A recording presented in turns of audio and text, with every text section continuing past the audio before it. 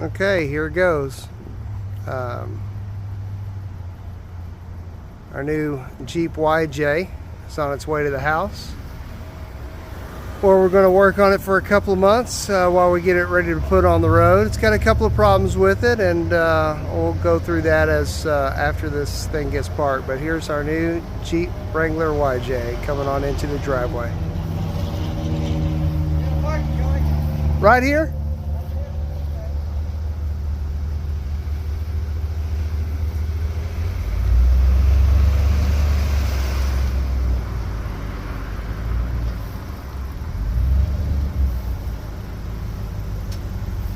Shout out to Phillips Towing and Recovery, some friends of mine here in the Pasadena, Texas area, for those of you guys who do need a tow.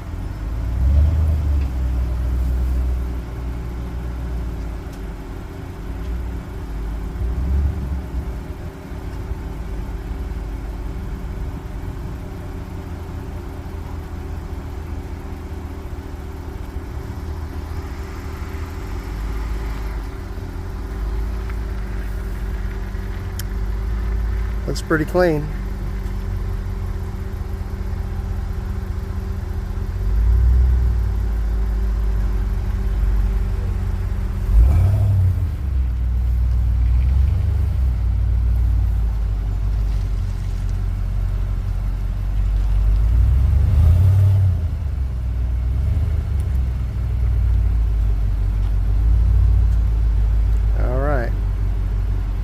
Howdy, and welcome to your Average Joe's interest.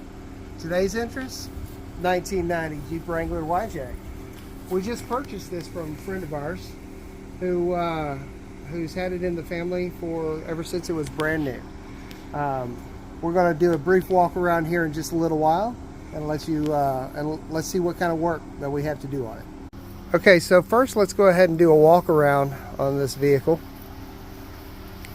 Take a look at some different things.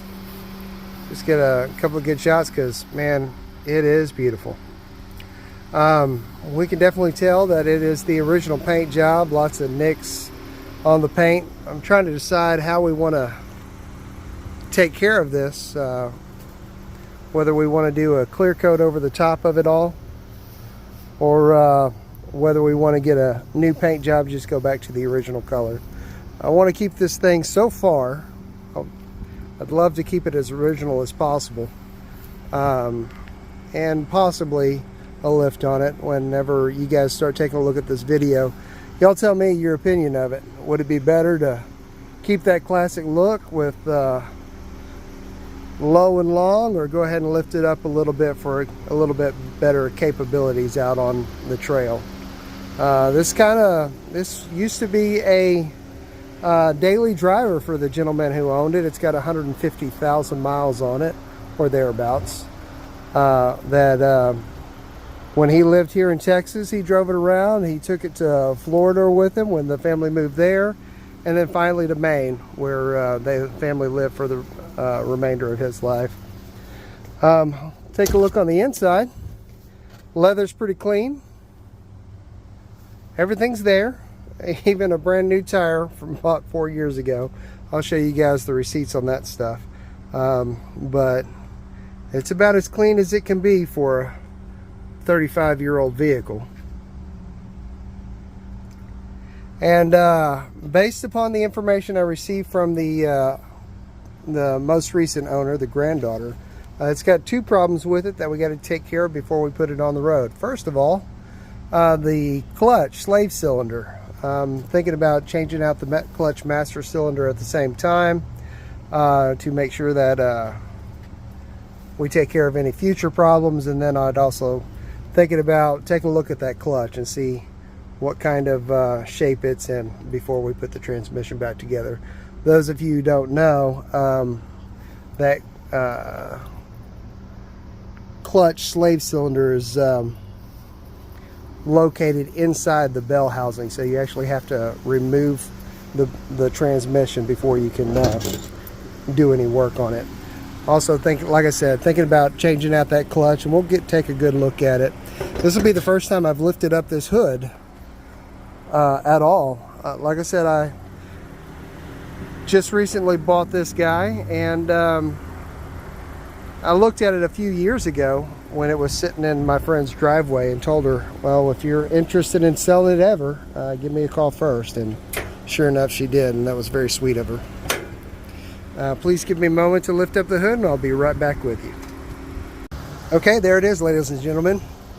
Underneath here, we actually have the 4.2 straight 6 underneath here. It is a carbureted motor, so we'll have to take a look at that and make sure it's good. And going through the paperwork, I did find that they had rebuilt the carburetor about 10,000 miles ago, all the way back in 2011. So we might have to go through it one more time and make sure all the seals are good.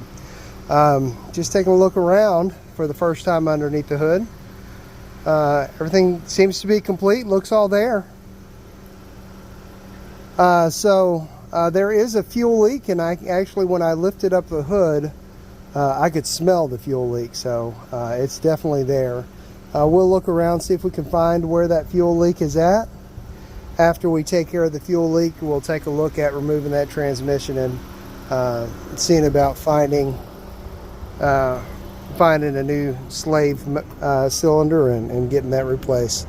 So thank you very much for taking a look at this video. I'll give you one last shot of this Jeep before we head out, and then we'll pick it up next time.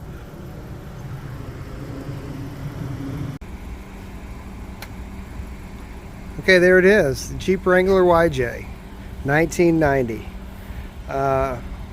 This will be a fun project as we go through.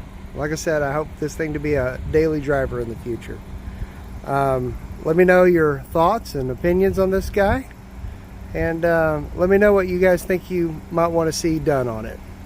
Until then, this is Joe with your Average Joe's Interests.